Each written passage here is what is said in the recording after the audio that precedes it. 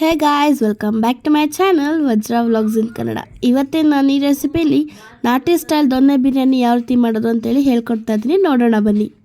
ಎಣ್ಣೆನ ಆ್ಯಡ್ ಮಾಡ್ಕೊಳ್ತಾ ಇದ್ದೀನಿ.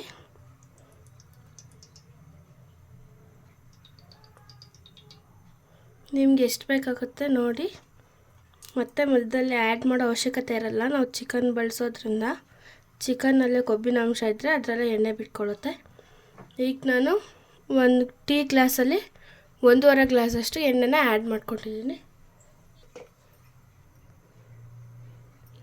ಒಂದು 4 ಪೀಸ್ ಚಕ್ಕೆ ಹಾಕ್ಕೊಳ್ತಾ ಇದ್ದೀನಿ.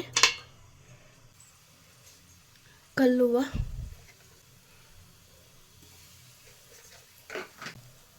ಒಂದು 3ರಿಂದ 4 ಏಲಕ್ಕಿ, 5ರಿಂದ 6 ಮರಾಠಿ ಮೊಗ್ಗು, ನಕ್ಷತ್ರದ ಹೂವು, ಸ್ವಲ್ಪ ಈರುಳ್ಳಿ,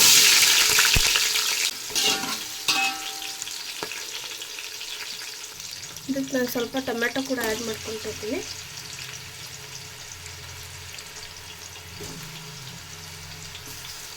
ಇದನ್ನ ಚೆನ್ನಾಗಿ ಫ್ರೈ ಮಾಡ್ಕೊಳ್ಳೋಣ. ಟೊಮೆಟೊ ಇದ್ದರೆ ಆ್ಯಡ್ ಮಾಡ್ಕೊಳ್ಳಿ, ಇಲ್ಲಾಂದರೆ ಸ್ಕಿಪ್ ಮಾಡ್ಕೊಳ್ಳಿ. ಟೊಮೆಟೊ ಇದ್ರೇ ಹಾಕಲೇಬೇಕಂತ ಏನಿಲ್ಲ, ಇದ್ದರೆ ಆ್ಯಡ್ ಮಾಡ್ಕೊಳ್ಳಿ, ಇಲ್ಲಾಂದರೆ ಏನು ಪರವಾಗಿಲ್ಲ. 2ರಿಂದ 3 ಸ್ಪೂನಷ್ಟು ಶುಂಠಿ ಬೆಳ್ಳುಳ್ಳಿ ಪೇಸ್ಟ್ನ ಆ್ಯಡ್ ಮಾಡ್ಕೊಳ್ತಾ ಇದ್ದೀನಿ. ಈ ಪೇಸ್ಟ್ ಬಂದು ಮನೆಯಲ್ಲೇ ಫ್ರೆಶ್ಶಾಗಿ ಮಾಡಿ ಇಟ್ಕೊಂಡಿರೋವಂಥದ್ದು. ಅಂಗಡಿಯಿಂದ ತರೋದ್ರಿಂದ ನಾವು ಮನೆಯಲ್ಲೇ ಇವಾಗ ನಾವು ಶುಂಠಿ ಬೆಳ್ಳುಳ್ಳಿ ಪೇಸ್ಟ್ ಹಾಕಿದ ಮೇಲೆ ಚೆನ್ನಾಗಿ ಅದು ಎಲ್ಲ ಎಣ್ಣೆ ಬಿಟ್ಕೊಳ್ಳೋಕೆ ಸ್ಟಾರ್ಟ್ ಆಗುತ್ತೆ. ಇದರೊಳಗಿರೋ ಹಸಿ ವಾಸನೆ ಎಲ್ಲ ಹೋಗೋ ತನಕ ಚೆನ್ನಾಗಿ ಫ್ರೈ ಮಾಡ್ಕೊಳ್ಬೇಕು ನಾವು.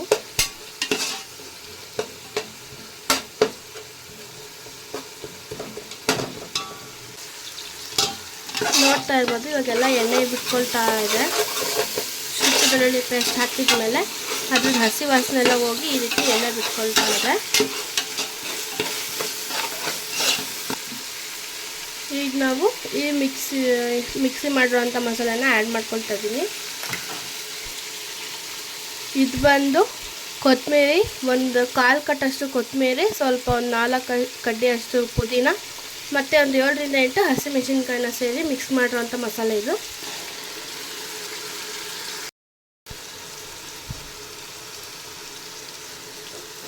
ಈಗ ಇದನ್ನ ಚೆನ್ನಾಗಿ ಮಿಕ್ಸ್ ಮಾಡ್ಕೊಳ್ಳೋಣ ಒಂದು ರೌಂಡು.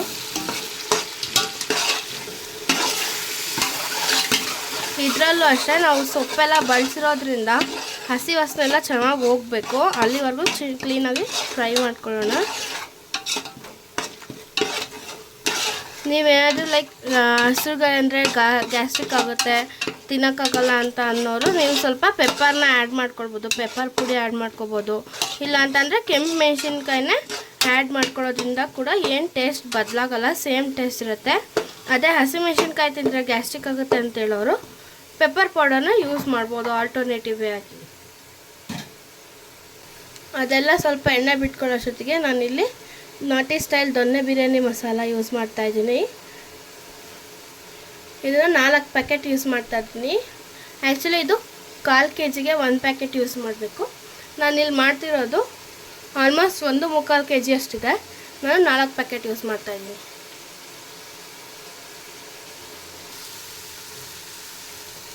4 ಪ್ಯಾಕೆಟಿಂದ ಇಷ್ಟು ಮಸಾಲ ಆಗಿದೆ. Secret ingredient of this biryani ಅಂತ ಅಂದರೆ ನಾಟಿ ಸ್ಟೈಲ್ ದೊನ್ನೆ ಬಿರಿಯಾನಿ ಮಸಾಲ ತೇಜು ಬ್ರ್ಯಾಂಡ್ ಯೂಸ್ ಮಾಡ್ತಾಯಿದ್ದೀನಿ. ನಿಮಗೆ ಜಾಸ್ತಿ ಅಂತ ಅನಿಸ್ಬೋದು, ಬಟ್ ಟೇಸ್ಟ್ ವೈಸ್ ತುಂಬಾ ಟೇಸ್ಟ್ ಕೊಡುತ್ತೆ ಮತ್ತು ತಿನ್ನೋಕ್ಕೂ ಕೂಡ ತುಂಬಾ ಚೆನ್ನಾಗಿರುತ್ತೆ.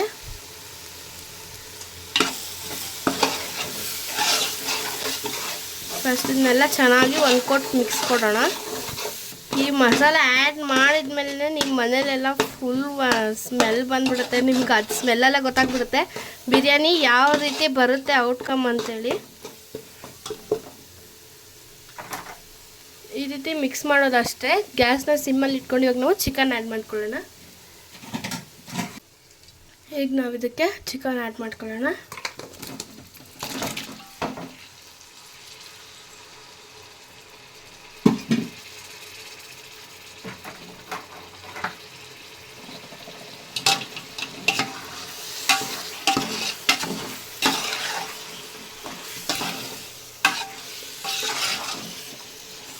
ಆ್ಯಕ್ಚುಲಿ ನಾನು 1.25 kg ಅಂತ ಹೇಳಿದೆ, ಅದಕ್ಕಿಂತ ಸ್ವಲ್ಪ ಆ್ಯಕ್ಚುಲಿ ಕಳಿಸಿದ್ದೆ 2 kg ಇತ್ತು ಚಿಕನ್ನು. ನಾವು ಮಾಡ್ತಾ ಇರೋದು ಇದರಲ್ಲಿ ಸ್ವಲ್ಪ ನಾನು ಪೆಪ್ಪರ್ ಫ್ರೈ ಮಾಡಲಿಕ್ಕೆ ಅಂತೇಳಿ ಸ್ವಲ್ಪ ಚಿಕನ್ನ ತೆಗೆದಿಟ್ಕೊಂಡಿದ್ದೀನಿ. ನೆಕ್ಸ್ಟ್ ಪೆಪ್ಪರ್ ಫ್ರೈ ಬೇಕಾದರೆ ನೀವು ನನ್ನ ನೆಕ್ಸ್ಟ್ ವೀಡಿಯೋನ ವಾಚ್ ಮಾಡಬೇಕಾಗುತ್ತೆ. ನಾನು ಅಲ್ಲಿ ನಿಮಗೆ ಪೆಪ್ಪರ್ ಫ್ರೈ ವೀಡಿಯೋನ ಅಪ್ಲೋಡ್ ಮಾಡಿರ್ತೀನಿ. ಈಗ ನೀವು ನೋಡ್ತಾ ಇರ್ಬೋದು, ನಾನು ಫಸ್ಟಿಂದ ಎಲ್ಲೂ ಕೂಡ ಉಪ್ಪನ್ನ ಆ್ಯಡ್ ಮಾಡಿಲ್ಲ. ಈಗ ನಾನು ಉಪ್ಪನ್ನ ಆ್ಯಡ್ ಮಾಡ್ತೀನಿ. ನಾವು ಮಸಾಲ ಸೇರಿಸೋ ಕಾರಣ ಉಪ್ಪನ್ನ ಸ್ವಲ್ಪ ನೋಡಿಕೊಂಡು ಸೇರಿಸ್ಬೇಕಾಗಿರುತ್ತೆ. ಮಸಾಲೆಯಲ್ಲಿ ಕೂಡ ಸ್ವಲ್ಪ ಉಪ್ಪಿರುತ್ತೆ.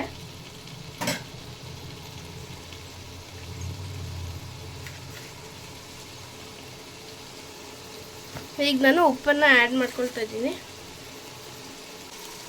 ನಾವು ಪಲಾವೆಲ್ಲನ ಸ್ಟಾರ್ಟಿಂಗಲ್ಲಿ ಆ್ಯಡ್ ಮಾಡಿರಲಿಲ್ಲ, ಸೊ ಇವಾಗ ಆ್ಯಡ್ ಮಾಡ್ಕೊಳ್ತಾ ಇದ್ದೀವಿ. ಇವಾಗ ಆ್ಯಡ್ ಮಾಡೋದ್ರಿಂದ ಫ್ಲೇವರ್ ಏನು ಚೇಂಜ್ ಆಗೋಲ್ಲ, ಸೇಮ್ ಫ್ಲೇವರ್ ಇರುತ್ತೆ. ಇನ್ನೂ ಸ್ವಲ್ಪ ಎನ್ಹ್ಯಾನ್ಸ್ ಆಗಿರುತ್ತೆ ಫ್ಲೇವರು.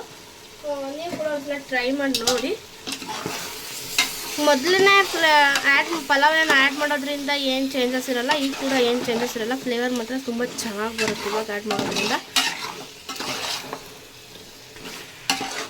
ಸೇಮ್ ನಿಮಗೆ ಸ್ಟ್ರೀಟ್ ಸ್ಟೈಲಲ್ಲಿ ಅಥವಾ ರೆಸ್ಟೋರೆಂಟ್ಸಲ್ಲೆಲ್ಲ ಇರುತ್ತೆ. ನೀವು ಒಂದ್ಸಲ ಪಕ್ಕ ಟ್ರೈ ಮಾಡಲೇಬೇಕು ಈ ರೆಸಿಪಿನ.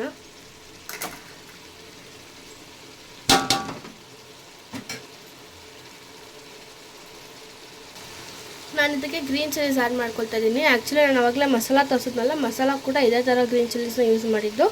ಇದು ಉದ್ದ ಇರೋ ಕಾರಣ ಅಷ್ಟೇನು ಖಾರ ಇರೋಲ್ಲ, ನೀವು ಕೂಡ ಯೂಸ್ ಮಾಡ್ಬೋದು. ಬಟ್ ಚಿಕ್ಕ ಚಿಕ್ಕ ಮೆಣಸಿನ್ಕಾಯಿ ಇರ್ತಾವಲ್ಲ, ಅದು ತುಂಬಾ ಖಾರ ಇರುತ್ತೆ. ನೋಡಿ ನಿಮಗೆ ಖಾರಕ್ಕೆ ಎಷ್ಟು ಬೇಕೋ ಅನುಗುಣವಾಗಿ ಆ್ಯಡ್ ಮಾಡ್ಕೊಳ್ಳಿ.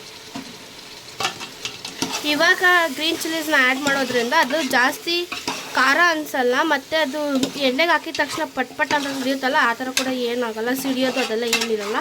ಮತ್ತು ಯಾವ ರೀತಿ ಹಾಕಿರ್ತೀವಿ ಅದೇ ಶೇಪಲ್ಲಿರುತ್ತೆ. ಫುಲ್ ಒಡ್ಕೊಂಡಿರೋ ಥರ ಅದೆಲ್ಲ ಏನಾಗಿರಲ್ಲ. ಸೊ ನೀವು ಕೂಡ ಈ ರೀತಿ ಮಧ್ಯದಲ್ಲೇ ಆ್ಯಡ್ ಮಾಡೋದ್ರಿಂದ ಇದೊಂದು ಬೆನಿಫಿಟ್ಟು, ಮತ್ತು ಖಾರ ಕೂಡ ಜಾಸ್ತಿ ಬಿಟ್ಕೊಂಡಿರಲ್ಲ ಅದರಲ್ಲಿ. ನೋಡ್ತಾ ಇರ್ಬೋದು, ಇವಾಗೆಲ್ಲ ಚಿಕನ್ ಆಲ್ಮೋಸ್ಟ್ ಒಂದು 75% ಚೆನ್ನಾಗಿ ಬೆಂದಿದೆ. ಈ ಸೈಡಲ್ಲೆಲ್ಲ ಎಣ್ಣೆ ಕೂಡ ಬಿಟ್ಕೊಳ್ತಾ ಇದೆ ಚಿಕನಿಂದ. ಇವಾಗ ನಾವು ಇದಕ್ಕೆ ನೀರನ್ನು ಆ್ಯಡ್ ಮಾಡ್ಕೊಳ್ತಾ ಇದ್ದೀನಿ. ನಾನಿವಾಗ ಏನಂದರೆ ಒಂದು 8ರಿಂದ 10 ಜನಕ್ಕೆ ಬಿರಿಯಾನಿ ಮಾಡ್ತಾ ಇರೋದ್ರಿಂದ ನಾನು ಇದಕ್ಕೆ 1 ಸೇರಷ್ಟು ಅಕ್ಕಿ ಇಕ್ತಾ ಇದ್ದೀನಿ. ಸೊ 1 ಸೇರ ಅಂದರೆ ನಾವು 4 ಲೋಟ ಅಕ್ಕಿ ಇಡೋದು, 8 ಲೋಟ ನೀರನ್ನು ಆ್ಯಡ್ ಮಾಡ್ಕೊಳ್ತಾ ಇದ್ದೀನಿ.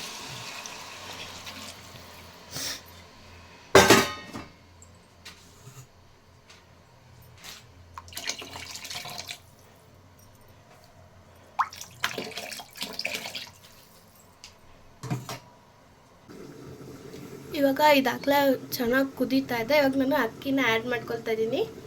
ಇಲ್ಲಿ ನಾನು ಮುಂಚೆನೇ ಅಕ್ಕಿನ ನೆನೆಸಿಟ್ಕೊಂಡಿಲ್ಲ.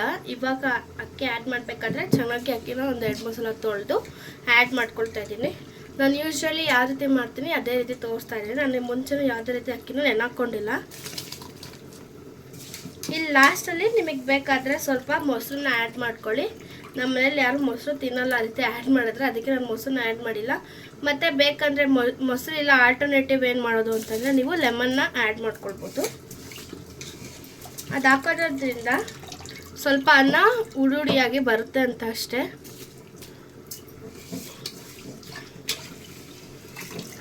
ಮೊಸರು ಆದರೆ ಒಂದು 1/4 ಲೀಟ್ರಲ್ಲಿ ಒಂದು ಅರ್ಧ-ಮುಕ್ಕಾಲು ಭಾಗ ಅಷ್ಟು ಆ್ಯಡ್ ಮಾಡ್ಕೊಳ್ಳಿ.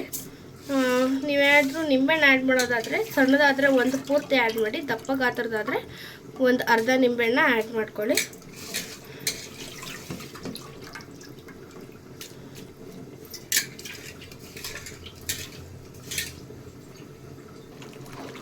ಇವಾಗ ಇದೇನಿಲ್ಲ ಅಂದರೂ 10ರಿಂದ 12-13 ಜನ ಅಂತೂ ಆರಾಮ್ಸೆ ಊಟ ಮಾಡ್ಬೋದು. ಇದನ್ನು ಅಷ್ಟು ರೈಸ್ ಹಾಕಿ ಮಾಡ್ತಾಯಿದ್ದೀನಿ.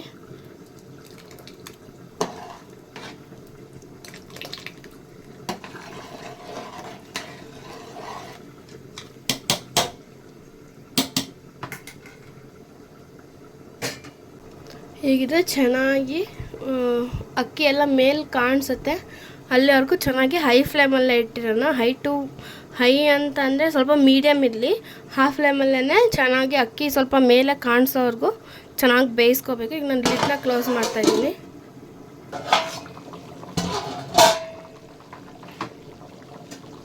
ನೀವು ನೋಡ್ತಾ ಇರ್ಬೋದು ಮೇಲೆಲ್ಲ ಅಕ್ಕಿ ಥರ ಕಾಣಿಸ್ತಾ ಇದೆ ನಿಮಗೆ. ನೋಡಿ ಈ ಥರ ಬಂದರೆ ಸಾಕು. ಇವಾಗ ನಾವಿನ್ನು ಸ್ಟವ್ನ ಸಿಮ್ಮಲ್ಲಿಟ್ಟು ಚೆನ್ನಾಗಿ ಅಕ್ಕಿ ಎಲ್ಲ ಹಳ್ಕೊಳ್ಬೇಕು. ಆ ರೀತಿ ಸ್ಟವ್ನ ಸಿಮ್ಮಲ್ಲಿಡೋಣ. ಇವಾಗ ಈಗ ಇದನ್ನು ಮುಚ್ಚಿ ನಾವು ಜಸ್ಟ್ ಒಂದು 10 ಮಿನಿಟ್ಸ್ ಬಿಟ್ಟರೆ ಸಾಕು, ಬಿರಿಯಾನಿ ರೆಡಿಯಾಗಿ ಹೋಗ್ಬಿಡುತ್ತೆ.